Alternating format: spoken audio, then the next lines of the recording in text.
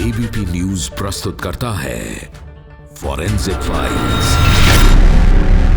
Forensic files की हर कड़ी में आपके सामने खुलेगी एक नई कहानी, आपके सामने होगा एक नया केस और आपके सामने होगी केस की फॉरेंसिक पड़ताल।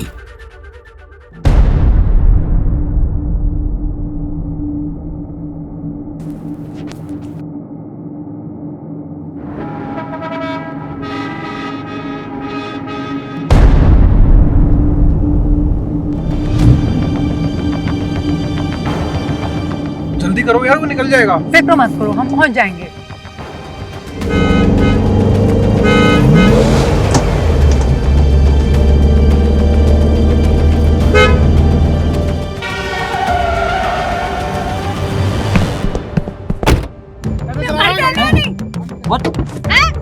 कैसे नहीं चला रहा है? What do you mean? बताओ मैं क्या? तुमको। What do you mean? आप गलत ड्राइव कर रहे हैं। क्या?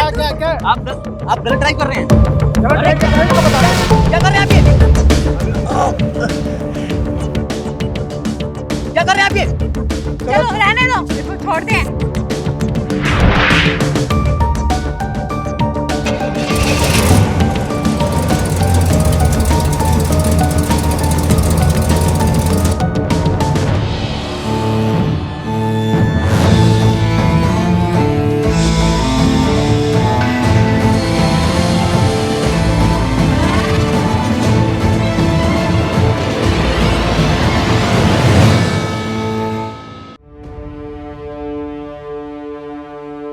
ये रोड रेज का हैरान करने वाला ड्रामा था। कार में सवार सादी वर्दी में पुलिस वालों ने जानबूझकर एक शख्स को टारगेट किया, उसके साथ झगड़ा किया, क्योंकि पुलिस के इस ड्रामे का कनेक्शन एक बड़ी फॉरेंसिक जांच से था। पुलिस फॉरेंसिक एविडेंस के जरिए एक ब्लाइंड मर्डर को सॉल्व करने की कोशिश में जुटी थी। मर्डर एक लेडी डॉक्टर का हुआ था। हत्या कब और कैसे हुई, हत्या के पीछे कौन था, ऐसे कई सवालों के जवाब नहीं मिल रहे थे।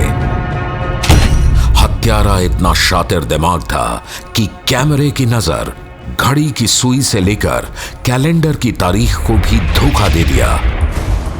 लेकिन फॉरेंसिक साइंस की मदद से यह मर्डर मिस्ट्री कैसे सुलझ पाई, कैसे मर्डरर पकड़ा गया, ये पूरा फॉरेंसिक इन्वेस्टिगेशन आपके सामने होगा। और फॉरेंसिक पड़ताल में आपके साथ होंगे एबीपी न्यूज के फॉरेंसिक एक्सपर्ट इंद्रजीत राय। ब्लाइंड मर्डर केस मतलब ऐसा केस जिसमें हत्यारा कोई क्लू नहीं छोड़ता, कोई भी सुराग नहीं छोड़ता। वो हत्या को अंजाम देने से लेकर बचने की पूरी प्लानिंग करता है। ये केस भी कुछ ऐसा ही था।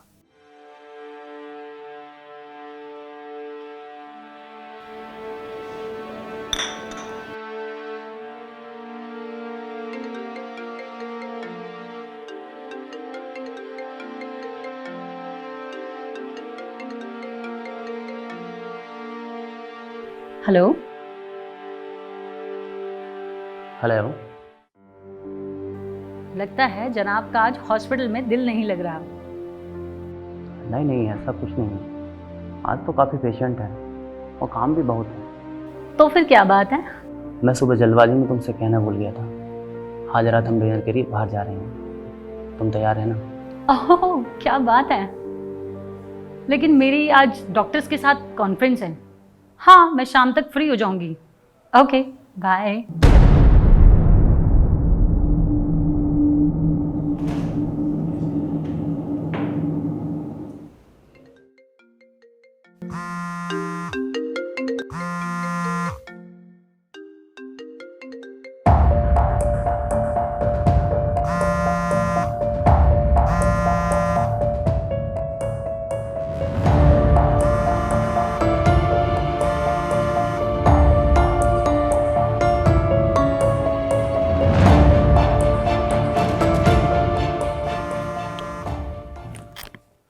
हेलो।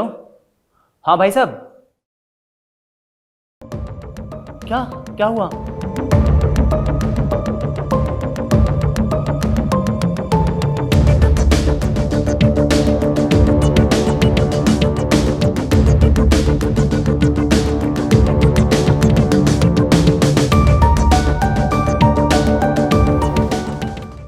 राजेश और उनकी पत्नी सुनीता दोनों डॉक्टर थे। डॉक्टर राजेश जिस वक्त हॉस्पिटल में ड्यूटी पर तैनात थे, उसी दौरान घर में किसी ने डॉक्टर सुनीता की हत्या कर दी। वार्डरोब को अच्छे से चेक करो। आप देखिए, सारे डब्बे खाली पड़े हैं। लगता है कैश और ज्वेलरी की चोरी हो चुकी है। शुरुआती छानबीन में पुलिस इस नतीजे पर पहुंची कि डॉक्टर सुनीता की हत्या लूटपाट के लिए की गई। सुनीता के सिर पर हमला किया गया था। बिस्तर के पास खून फैला था। डॉक्टर सुनीता की हत्या की शुरुआती जांच में पुलिस के हाथ कुछ नहीं लगा, लेकिन जब इस केस की फॉरेंसिक जांच शुरू हुई तो कई ऐसे फैक्ट सामने आए जो बेहद सरप्राइजिंग और शॉकिंग थे। डॉक्टर सुनीता की हत्या घर के अंदर हुई। सीन ऑफ क्राइम पर सबूतों को खोजने का एक पूरा का पूरा विज्ञान है। आमतौर पर ऐसे केसों में जांचकर्ता स्ट्रिप और ग्रिड मेथड का इस्तेमाल करते हैं। जांचकर्ताओं ने इस केस में फैसला किया कि वो ग्रिड मेथड का इस्तेमाल करेंगे। इस मेथड में जांचकर्ता एक ग्रिड की शक्ल में पूरे घर से सबूतों को खोजते हैं। जांचकर्ताओं ने घर के हर हिस्से से फॉरेंसिक एविडेंस कलेक्ट करना शुरू किया। घर के अंदर बायोलॉजिकल सबूतों की सर्चिंग की गई। खून के सैंपल और बालों के नमूनों को सीज किया जाने लगा। फुटप्रिंट देखा जा रहा था ताकि यह पता लगाया जा सके कि आखिर इस हत्या में कितने लोग शामिल हैं।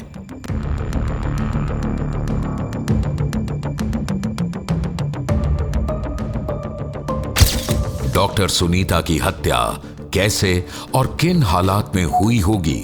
हत्या में इस्तेमाल किया गया हथियार क्या था?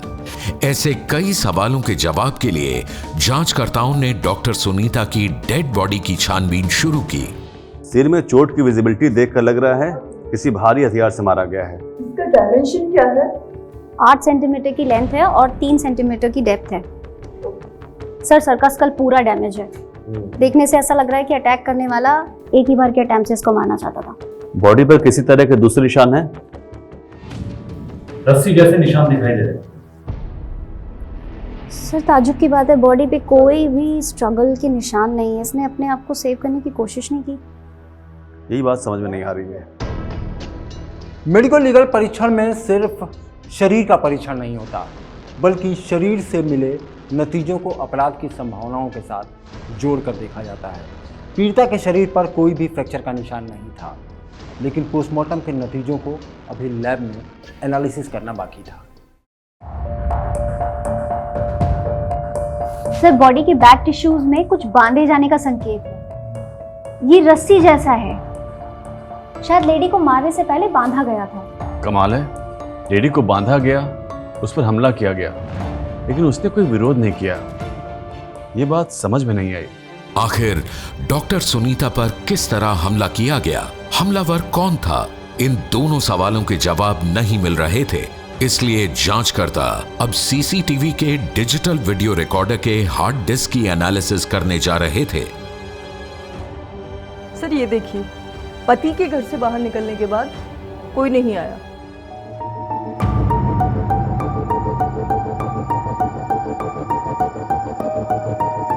सर ये देखिए, यहाँ पर पीड़िता जिंदा दिखाई दे रही है और उसके बाद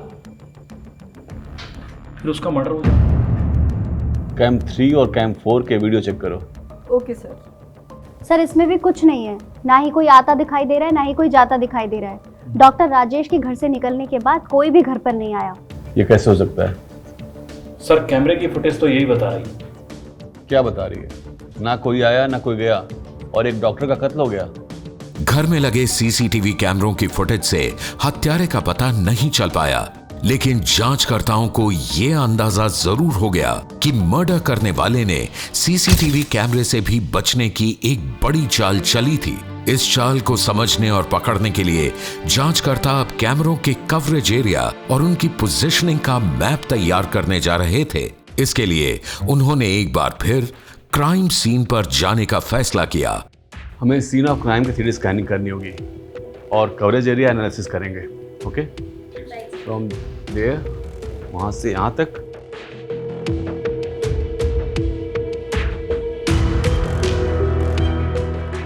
उसके बाद सेम वहां से ये देख रहे हैं आप? अब वहाँ से लेकर के ये नीचे जो पॉइंट है, ये देख रहे हैं आप, यहाँ तक। सर एक कैमरा एंट्रेंस पर लगा है, दूसरा लॉबी पर लगा है, तीसरा बेडरूम में है और चौथा दूसरे बेडरूम में है। इस घर में टोटल 4 कैमरे हैं जो अलग अलग घर के एरियाज को कवर करते हैं। पर किसी भी कैमरे में घर की तरफ आता जाता कोई नजर नहीं आता। This is the question sir. घर के अंदर 4 कैमरे लगे थे, लेकिन एक भी कैमरे में ये नजर नहीं आ रहा था कि घर के अंदर कौन दाखिल हुआ और कौन निकला। तो क्या हत्यारे ने कैमरे की आंखों को धोखा दे दिया? सर ये हमारा फाइनल रूट है। कैम 1 से 2 black spot area, 2 to 3 black spot area और 3 से 4 ये वाला ब्लैक स्पॉट एरिया। हत्या घर के अंदर इस जगह हुई है, और अगर इस रूट से कोई आए या जाए तो उसे कैमरे नहीं पकड़ पाएंगे। ये वही कर सकता है जिसे कैमरों की पोजीशनिंग और कवरेज एरिया के बारे में पता हो। सीसीटीवी पोजीशनिंग और कवरेज एरिया एनालिसिस के बाद सीन ऑफ क्राइम पर एक ऐसा पैटर्न सामने आ रहा था जिसे देखकर जांचकर्ता हैरान थे। घर के अंदर एक ऐसा रूट बन रहा था जिसके जरिए अगर कोई अंदर आए या बाहर जाए तो वो कैमरे की नजर में नहीं आएगा, यानी कातिल ने यही रूट चुना। लेकिन ये वही कर सकता है जिसे इसके बारे में पूरी जानकारी हो और हत्या से पहले पूरी तैयारी की गई हो। अब जांचकर्ताओं को ये तो पता चल गया था कि हत्यारा किस तरह सीसीटीवी की नजरों से बचा, घर में घुसने के लिए कौन सा रास्ता चुना, लेकिन अभी तक ये पता नहीं चल पाया कि आखिर अपराधी है कौन। चीनी के 2 डब्बे यहाँ पर रखे हुए।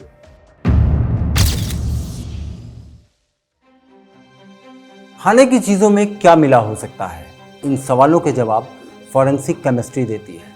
इन जवाबों के सहारे ये तय किया जाता है कि आखिर अपराधी ने अपराध को अंजाम कैसे दिया होगा। अपराध को रिकंस्ट्रक्ट करने में भी इन जवाबों से मदद मिलती है। डॉक्टर राजेश के घर से चीनी के 2 डिब्बे मिले। इन डिब्बों को भी इसी कसौटी पर कसा जाना था। एक ही घर में चीनी के 2 डिब्बे क्यों रखे गए थे? घर की मेड ने जांचकर्ताओं को बताया कि वो एक डिब्बे की चीनी से मेम साहब की चाय बनाया करती थी, तो दूसरे डिब्बे की चीनी से डॉक्टर साहब की चाय बनती थी। मेड के मुताबिक साहब ने बताया था कि उन्हें डायबिटीज की शिकायत है, इसलिए शुगर फ्री लेते हैं। ये बात कितनी सच थी, ये जानने के लिए जांचकर्ताओं ने डिब्बे में रखी चीनी और सूखे कप की फॉरेंसिक जांच करना जरूरी समझा। सर चाय के सूखे कप में केमिकल की ट्रेसेस हैं। और सर चीनी के एक डब्बे में भी केमिकल है। मतलब चाय में केमिकल मिला के पिलाया गया था।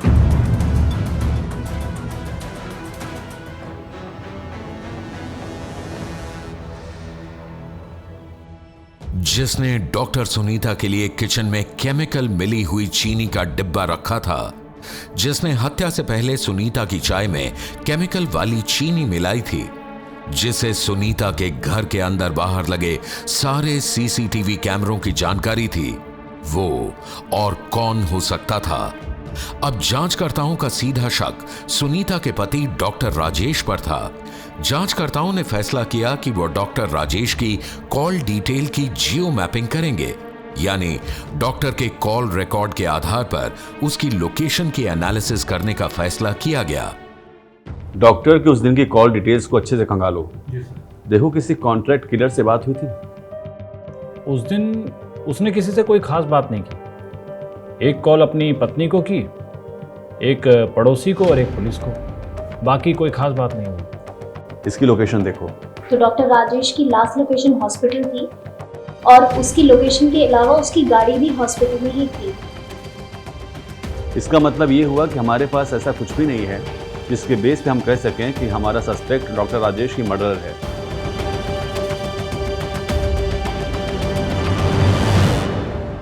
डॉक्टर सुनीता की हत्या में न तो हत्यारे का पता चल रहा था न उसके मोटिव का।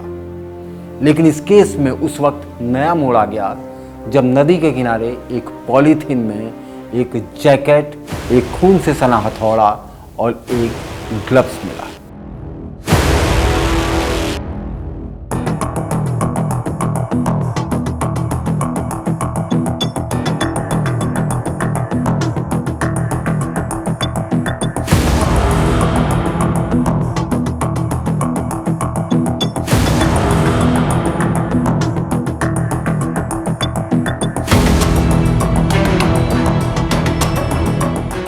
मुझे लगता है ये जैकेट जिस शख्स की है वही सुनीता का मर्डरर हो सकता है। कौन हो सकता है? हमारा सस्पेक्ट तो फिलहाल सुनीता के पति डॉक्टर राजेश ही है। जांचकर्ताओं को सुनीता के पति डॉक्टर राजेश पर शक था, लेकिन सच्चाई क्या है यह साबित होना अभी बाकी था। इस केस में मर्डर वेपन मिल चुका था, लेकिन हत्यारा इतना शातिर था कि उसने कोई भी निशान नहीं छोड़ा था। उसने बस एक गलती कर दी और यही गलती उसे सजा दिलाने वाली थी। जैकेट के कॉलर की सैंपलिंग करके उसके डीएनए का पता लगाया जा सकता है। You're right, sir.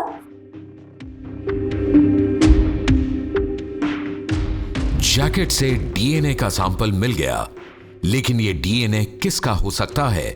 जांचकर्ताओं के सामने सबसे बड़ा सस्पेक्ट था डॉक्टर राजेश। जांचकर्ता डॉक्टर राजेश का डीएनए सैंपल लेना चाहते थे, लेकिन इसमें एक बड़ी दिक्कत थी, क्योंकि डॉक्टर ना तो एफआईआर में था, ना ही उसके खिलाफ कोई पुख्ता सबूत था। इसलिए जांचकर्ताओं ने ऑफ द रिकॉर्ड डीएनए हासिल करने के लिए एक चाल चली। सादी वर्दी में जाना और डॉक्टर राजेश जब सड़क पर जा रहा हो तो उससे जानबूझकर झगड़ा करना। हमें डॉक्टर राजेश का डीएनए सैंपल चाहिए,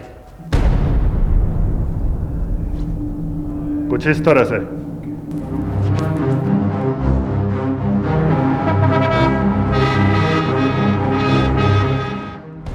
पुलिस वाले तय वक्त पर रोड रेज के ड्रामे के लिए निकल पड़े। जल्दी करो यार, वो निकल जाएगा। फिक्र मत करो, हम पहुंच जाएंगे।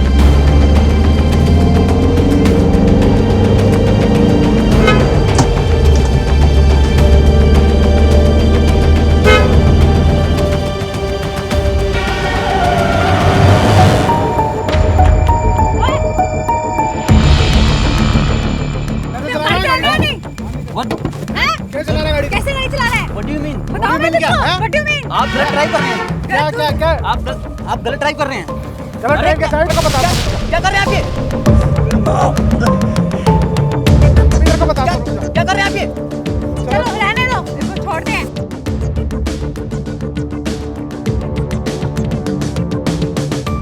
डॉक्टर राजेश को पता भी नहीं चला कि वो पुलिस के ड्रामे में फंसा था। उसका डीएनए लिया जा चुका था। अब बारी थी डीएनए जांच की।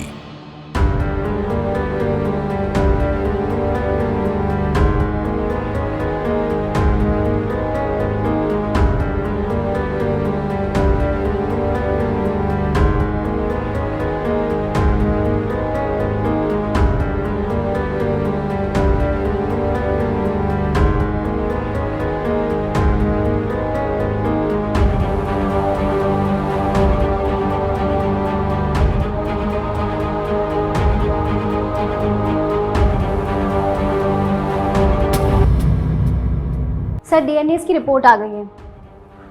ये वो डीएनए है जो हमने डॉक्टर राजेश की हैंकी से लिया है कल, और ये वो वाला डीएनए है जो हमने उस जैकेट की कॉलर से लिया है। And both DNAs are same. दोनों के डीएनएज आपस में मैच हो रहे हैं। सी, इसका मतलब है सारा षड्यंत्र डॉक्टर राजेश ने किया है।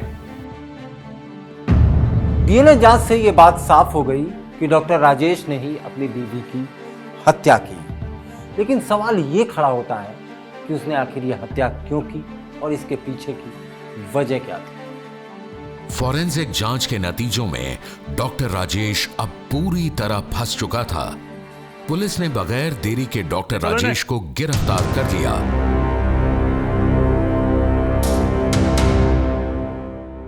आप एक डॉक्टर हैं और डॉक्टर का काम इंसानों की जिंदगी बचाना होता है, लेकिन तुमने तो अपनी ही वाइफ का मर्डर कर दिया। मेरी ज़िंदगी में कोई और लड़की थी। तो फिर डाइवोर्स ले लेते। डाइवोर्स लेना इतना आसान नहीं था। मेरी वाइफ के घर वाले काफ़ी पावरफुल लोग हैं, इसलिए मैंने उसकी हत्या करने का फैसला किया। और फिर मर्डर का प्लान कैसे किया? इसके लिए मैं 1 साल से तैयारी कर रहा था। मैंने अपने ससुराल वालों का भरोसा जीता, उनसे अच्छे संबंध बनाकर रखे ताकि वो मुझ पर किसी तरह का शक न कर सके।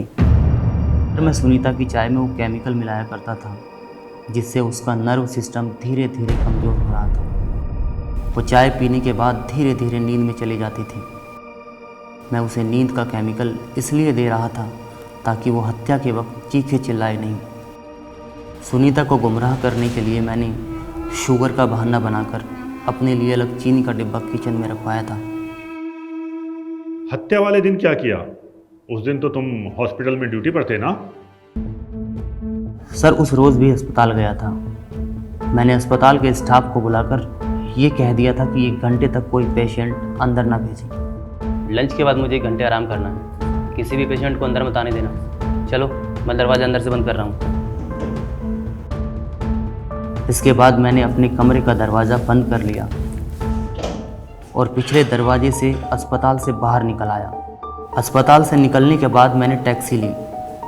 टैक्सी के लिए मुझे कहाँ इंतज़ार करना है, कहाँ उतरना है, ये रोड मैप मैंने बहुत पहले ही तैयार कर लिया था। मैंने उसी रूट को फॉलो किया जहाँ सीसीटीवी कैमरे नहीं लगे हैं। इसके लिए मैंने महीनों पहले से रोड मैप बनाया था। घर के आसपास लगे सीसीटीवी कैमरों से बचने के लिए एंट्री का अलग रास्ता चुना, इसलिए किसी भी सीसीटीवी में मैं नज़र नहीं आया। और उसके बाद? केमिकल की चाय पीने के बाद मेरी पत्नी नींद की हालत में थी, इसलिए उसे मारने के लिए कोई ज़ोर ज़बरदस्ती नहीं करनी पड़ी। मैंने ग्लव्स पहना, मैंने उसके सिर पर हथौड़े से अटैक किया। इसके बाद घर के कीमती गहने जेवर अपने पास रख लिए ताकि मामला लूटपाट का लगे। हत्या के बाद मेरे जैकेट और ग्लव्स में खून लग गया था। सारे सामान को मैंने काले पॉलीथीन में पैक किया, फिर घर से निकला, पॉलीथीन को फेंका और 1 घंटे के अंदर वापस पिछले रास्ते से अस्पताल पहुंच गया। डॉक्टर राजेश, तुमने तो बड़े बड़े शातिर अपराधियों के भी कान काट लिए। हर कहानी के 2 पहलू होते हैं, एक दिखता है और एक नहीं दिखता। जो नहीं दिखता है वो फॉरेंसिक साइंस देखता है। ये केस इसका सबसे अच्छा उदाहरण है। साथ ही उन अपराधियों के लिए सबक भी है जो ये सोचते हैं कि वो अपराध करके किसी भी तरीके से बच जाएंगे।